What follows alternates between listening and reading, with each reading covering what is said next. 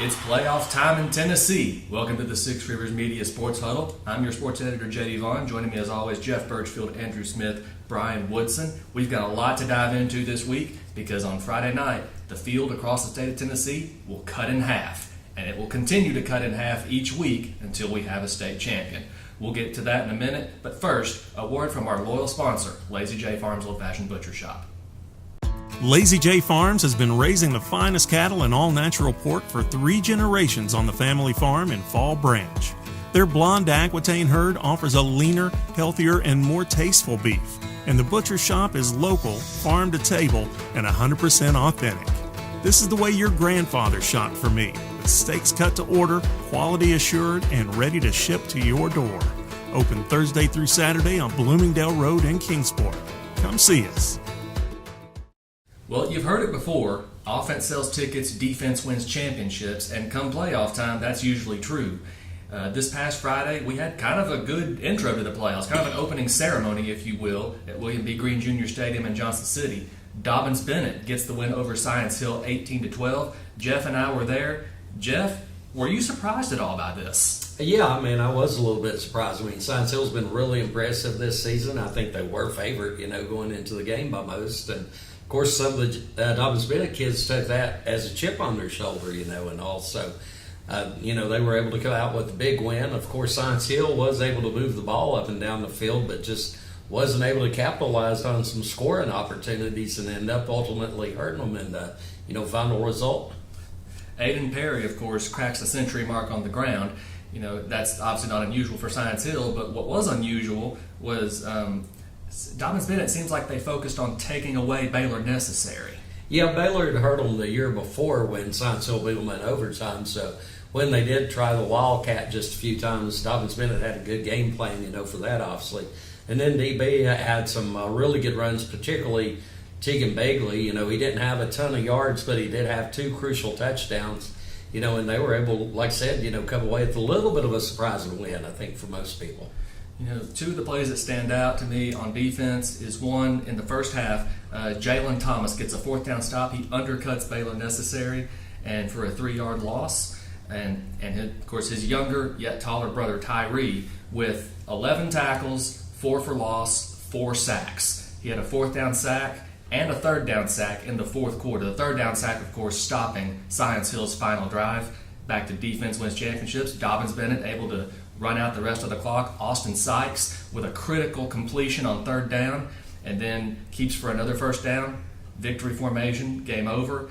Only the 2nd time since that epic 2012 clash that Dobbins Bennett has gotten the win over Science Hill. However, it's the 4th time in the past 7-8 years that Dobbins Bennett has won the region, 2017, 2019, 2020, and now 2024.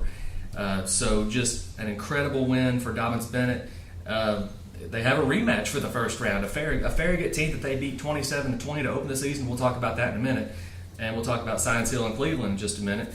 But Jeff, another kind of opening ceremony of the playoffs, Unicoi County. How about the Blue Devils getting the Region 1 3A championship, their 2nd conference and title in 4 years, over Johnson County? Yeah, and another defensive, showdown there. It ends up 10-7, Unicoi County with the win. Of course, Johnson County missing Juan Mejia, their really good running back, who got injured a couple weeks ago. And then, of course, Unicoi County missing one of their best receivers, with Garrett Sellers. So both of them missing 2 big play guys, but Unicoi County able to come through with the win. Coda Cutlip has a big, kick return there late and sets them up for a winning field goal. So the Blue Devils able to take the 10-7 win, get the late stop to secure the game. Emilio Soto with the game winner for Unicoi County. The Blue Devils had not won a conference title since 1991 until 4 years ago. Now they've won 2 in the past 4 years. So just an incredible job by Drew Rice and that entire staff up there at Unicoi County, Jeff. Yeah, Drew's done a terrific job since taking over that program. I think back to the old days, they had Lewis Thompson and some of those guys were, terrific coaches. But, since Drew's taken over, he's a Unicoi County guy through and through. He's a star for them back in the day on the football field, on the basketball court. Really passionate about that school. So, I think he's the perfect man for the job there at Unicoi County. Yep. Johnson County, anything but out of it with a quarterback like Jay Stout and a linebacker like Sam Kretzinger. Johnson County is still very much alive. They do get the home playoff game with the number 2 seed. West Ridge, Andrew, unfortunately not going to the playoffs, but they finished the season strong. But the dominant color on Thursday night in Morristown was not orange or blue, it was yellow. Oh, absolutely it was. It was hard to really get much of a flow going for either team on Thursday night in Morristown. Over 40 combined penalties between the two teams. You never want to hear that. But what flow was able to be found, Trey Frazier found it. He had a great game in his send-off as a Wolf. 153 yards and 3 touchdowns through the air. 132 yards and 2 touchdowns on the ground. Really strong performance from Trey. Whenever I talked to him after the game, he was obviously very emotional, how much West Ridge and Sullivan County has meant to him. So it was cool to see him have a moment like that against Morristown East. And for the Wolves, it's a great jumping off point going into next year. You mentioned they're not making the postseason. Still wouldn't necessarily call it a bad season. They finished 5-5 on the year, had their region struggles, but any chance you can to try and build some momentum toward next year is obviously good. And then also talking with Coach Hilton after the game, he commended his guys. Hey, these guys continued to fight. They continued to show up, and they very easily could have not done that after they got eliminated. So a lot to build on still for West Ridge moving forward. Trey Frazier and, of course, All-State lineman Trent Tatum, just 2 of West Ridge's first senior class to go to the school all 4 years. So this will forever be a landmark senior class at West Ridge, no matter what happens. And Brian, you were up in Wise the other night. Gate City gets the win, 25-7 over the Warriors. What a night for Walker Hillman. Yeah, he ran for. This also had a lot of laundry. Also, both teams there were holding penalties about it. Seemed like every other play, but he did have a great game. 215 yards is what I had, and 3 touchdowns. There was 1 touchdown he had called back by a holding penalty. He's so fun to watch. He's not the biggest guy, but he gets in there in the middle and they just can't find him, and he just keeps running and keeps turning them legs, and he's gone. He's fun to watch. And the big play, Wise Central finally got within 12-7 in the third quarter. I'm still sitting there tweeting that score, and the kickoff goes to Parker Jenkins, and I just thought, he's not going to go more 5 yards. He went 74 yards for a touchdown. Really nice run. And that kind of just sealed the deal there because Wise really couldn't get anything going. But yeah, it was a good night. Too many penalties. The HC played well on defense. Wise has a really good, some really young, talented players, but HC did a nice job. Forced 3 turnovers in the first half and really had it under control from there. Yeah.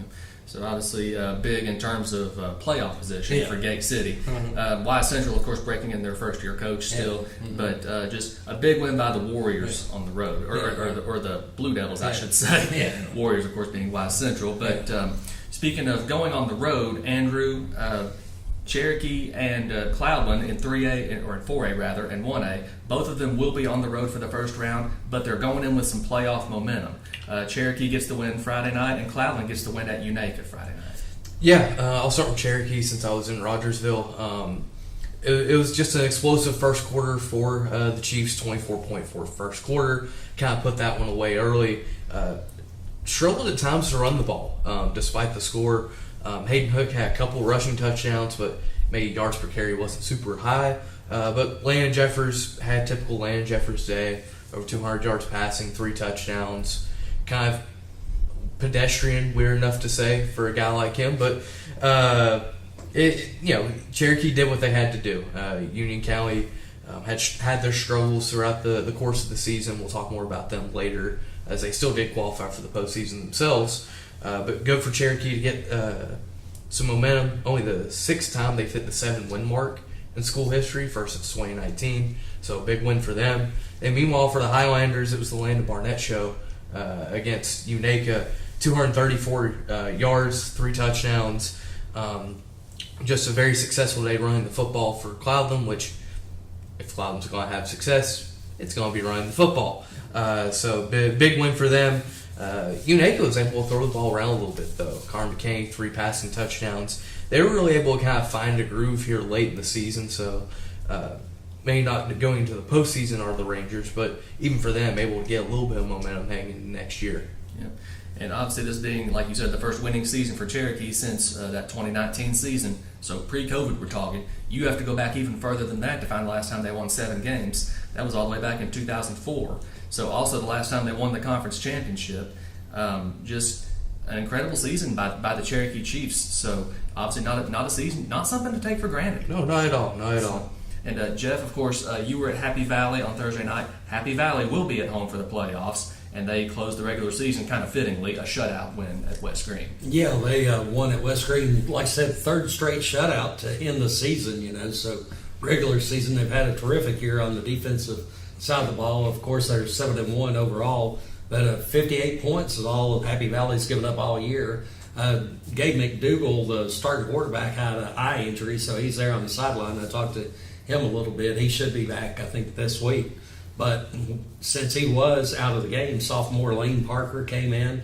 Warriors didn't miss a beat. He scored 3 touchdowns, and led them to the 38-0 win down there at Jim Salzman Field on Thursday night. Yeah. So just obviously a great win by Happy Valley.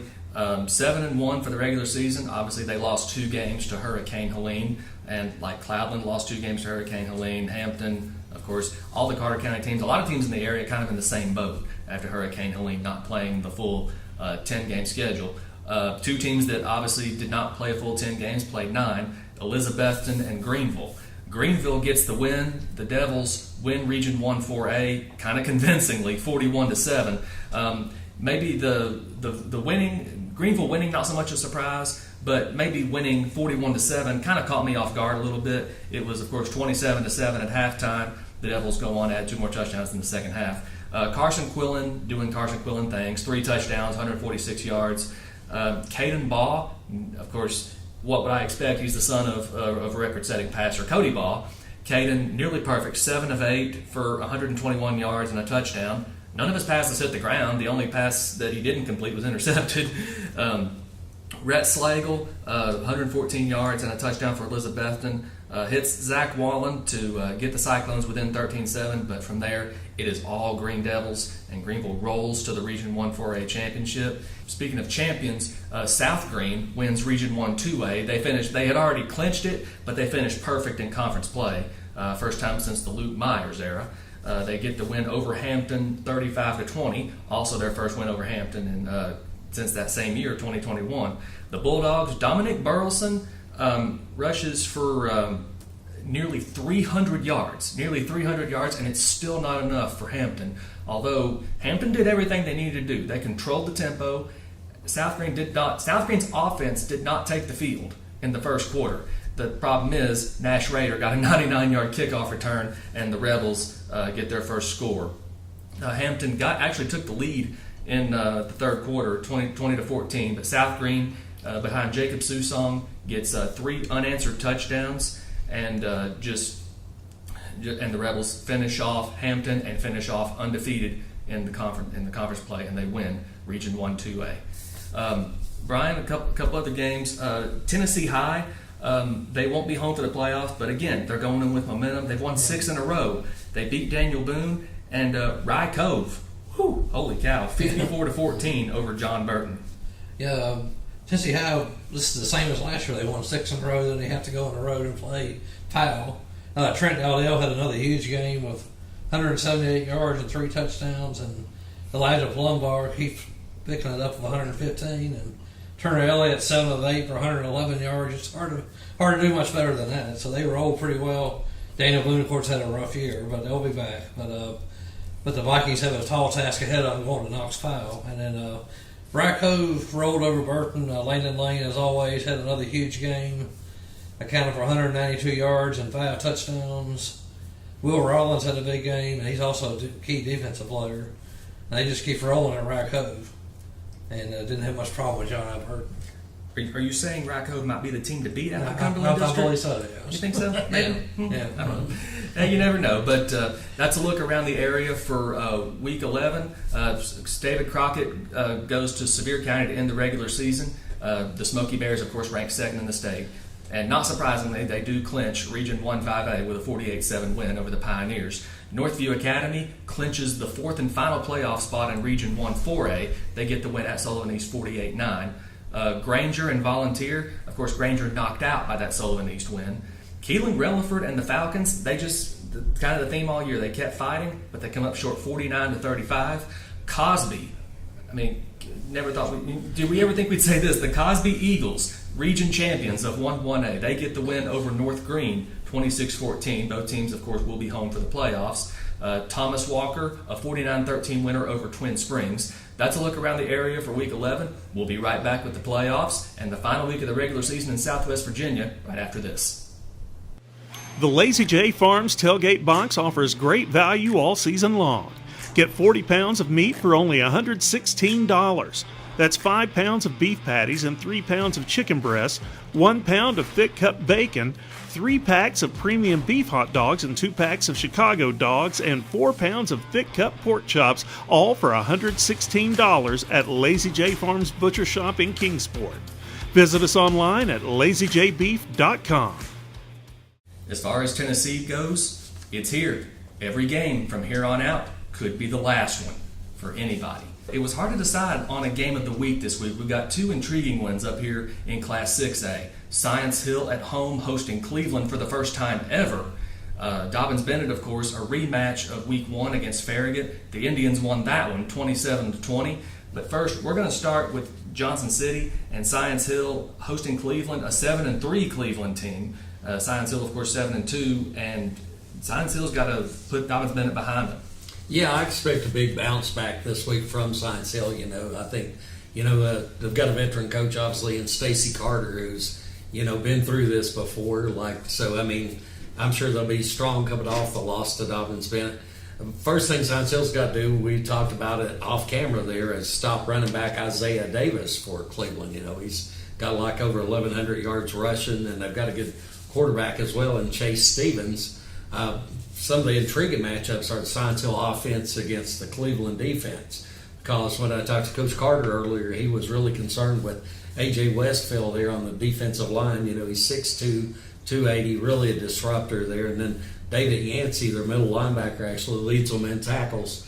But then Science Hill's counters, they usually do have that 4 horsemen rushing attack, and I know they want to get back to all 4 of those guys really having big games with Aiden Perry, Baylor Necessary, and that Wildcat, and Malik Anderson, and Ian Mathis, want those guys coming on strong.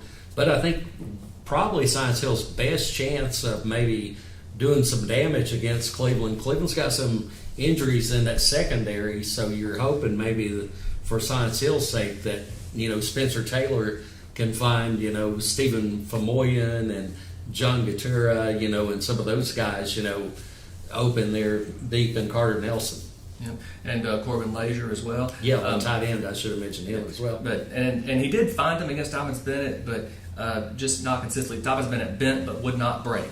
And just kind of similar to Week 1, Dobbins-Bennett bent but did not break against Farragut. Dobbins-Bennett jumped ahead 14-0 early in that game. Tegan Begley with a couple of touchdowns, but Tegan Begley actually left that game with an injury and was sidelined for next week or two.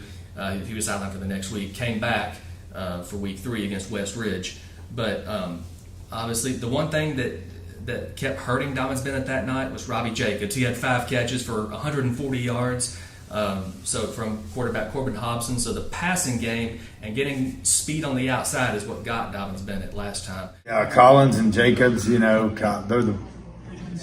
actually, and Farhat, throw him in the mix in there as well. Those 3, it's the best receiving core that we've seen up to this point. All 3 of those guys have speed and a little bit of length to them, and those guys do a really good job. We're going to have to be very good in the back end. We're going to have to be, and they really, scheme-wise, Coach Courtney and the offensive staff really does a good job of getting the ball out of the quarterback's hand. It's not like you think you can get pressure on the quarterback and then we'll be able to, no. They do a really good job of RPOing it or in their, design pass game of really getting the ball out of quarterback's hands. So, tough deal overall to stop all 3 of those. Obviously, that's been a point of emphasis for the Indians since then. And don't judge Farragut by their 4-6 record. The Admirals started 0-5, but they had won 4 in a row until last week's loss to Maryville, a game which Farragut led 21-0 before losing 28-21. So is Farragut going to either be still feeling the hangover from that, or is Farragut going to be motivated and just ready to go and turn the page? We don't know. You have to wonder about that with high school kids and stuff like that. But Austin Sykes, the Indians' passing game, they got to find that balance on offense that they were able to find last week, and that defense that played last week, that showed up last week in Science Hill, that defense has to show up and not allow Robbie Jacobs, Landon Collins, I should say, or whoever to get outside on them and get an open space, because that's what hurt Dobbins Bennett in week 1. That can't happen again if the Indians want to advance. And it would be Dobbins Bennett, of course, looking for their first playoff win since 2020, the Zane Woodson era. So the Indians at home against Farragut. Tennessee High, like you said, Brian, on the road at Powell, a tough task, a battle of 8-2 football teams. David Crockett on the road, of course, at Knox West, two-time defending state champion Knox West, which just defeated Powell 30-18 to win the Region 2 5A, of course. Andrew, Elizabethton and Greenville. Obviously, Greenville gets the big win. Both teams at home this week. Fulton and Elizabethton meeting for the first time ever. Yeah, it's going to be a very fun matchup. You got a Fulton team coming up from Knoxville, making the trip up to Carter County. I know the folks in Elizabeth will certainly be hoping to make an impact on that game at Citizens Bank Stadium. In terms of on the field, I think Elizabethton has to have success running the football. They can't let a game get away from them like they did against Greenville last week. You have to let your run game keep you in a ball game. And through that, you're allowing Rhett Slagle to both be a threat on the ground using his legs and through the air. If you're Elizabethton, you need to be able to play complementary football against a team like Fulton that finishes the 3 seed in their region. They have a couple good wins. Gatlinburg-Pittman, not in their region, but a strong win for Fulton there, and they also have a good win against Carter on their schedule. So it should be a fun matchup in Elizabethton. Now, Cherokee, like you said earlier, you covered them this past week. They're on the road. They are going on the road to face a 9-1 Gibbs team. Yeah, no, Gibbs is going to be a very tall task for Cherokee. Their only losses to perennial power Anderson County. But yeah, it's going to be a tough task for the Chiefs. They need to run the ball better than they did against Union County last week. That if they want to pull off the upset here, that's what has to happen. No ifs, ands, or buts. Landon Jeffers is talented. He's got talented receivers. But if they're stuck just throwing the ball, trying to play catch-up against the Eagles, it's not going to likely end particularly well. You need Hayden Hook in this offensive line to have a strong night, kind of take a little bit of the crowd out of it there. And, it's a big task for Cherokee. Obviously, who's had a strong regular season, but times are different in the postseason. Yeah. And that Union County team that Cherokee faced, of course, going to Unicoi County this week, Jeff. The Blue Devils, of course, fresh off the region championship. Johnson County at home against Austin East. So just when you look at those Class 3A playoffs, obviously a favorable matchup for Unicoi County, and on paper a favorable matchup for Johnson County. But just what do you see here in these 3A first round games? Well, with Johnson County hosting Austin East, the Roadrunners always an athletic team, so they're going to face some challenges there. I think Johnson County, particularly maybe Carter Rudy in that secondary, he probably needs to make some plays. He's probably going to have some more big catches, from Jay Stout and all. And then with Unicoi County, Kobe Jones went out of the game late with an ankle injury, so. But I think Unicoi County, if they're able to run the ball, establish the line of scrimmage, get Branson Salt started early, I think Unicoi County will probably be okay in that one. And their defense been playing exceptional. They held Johnson County 7 points. I covered them last Monday night. Also, they played 2 games last week, and they shut out, Hancock County. So if that defense continues to play like they are, they're going to be hard to beat there, for Union County. Yep. And looking at Class 2A, Happy Valley home for the first round again. Once again, runner-up in Region 1 2A. The Warriors looking for their first playoff win in 7 years. Do they get it against Polk County? I think they got a very good shot at it. We're talking about how well that defense is playing. Of course, Gabe McDougal should be back this week. Jamie Esterlin still playing, very well for the Warriors. So they've got some weapons offensively. I mean, it is a run-oriented offense. But also, as long as that defense, keeps playing like it is, I think Happy Valley's got a very good shot against Polk County. Yep. And then speaking of Carter County teams, 2 of them on the road. Hampton on the road. They do get a shot at revenge on York Institute. The difference, of course, is this is in the first round and it's in Jamestown. So a very tall task for Dominic Burleson and the Bulldogs. Cloudland, for the first time in 12 years, Cloudland will play a playoff game away from Roan Mountain. And not since 2002 has Cloudland won a playoff game on the road. They get a chance to end that streak this week. They go to Oliver Springs, an 8-2 football team. And Brian, it's not the playoffs yet in Southwest Virginia, but it might as well be in Scott County. We got the Scott County Super Bowl. Twin Springs goes to Rye Cove. Obviously, the War Eagles are a favorite, but you can throw that out the window. Twin Springs has so many injuries. Like I said, wrote an article last week. They've used 5 quarterbacks, about 3 running backs. They've lost 3 linebackers. They even lost their 3.5-star kicker. So they've had it up here. They're going to play hard. Brendan Weddle, a terrific little athlete, he plays quarterback. Will probably start quarterback in this game. Rye-Cove is on a roll. This will be their first 10-0 regular season ever if they were able to pull it off. So I'm sure they're going to be motivated to do that with Langdon Lane and Will Rollins and all that, Carter Roach and all the rest of them. Yeah. And of course, in Gate City, the Blue Devils trying to boost their playoff position even more. They're hosting Ridgeview, a game that definitely will have playoff consequences, I'm sure. This could possibly be the first of 2, because right now Ridgeview's 3, Gate City's 6 in the ratings.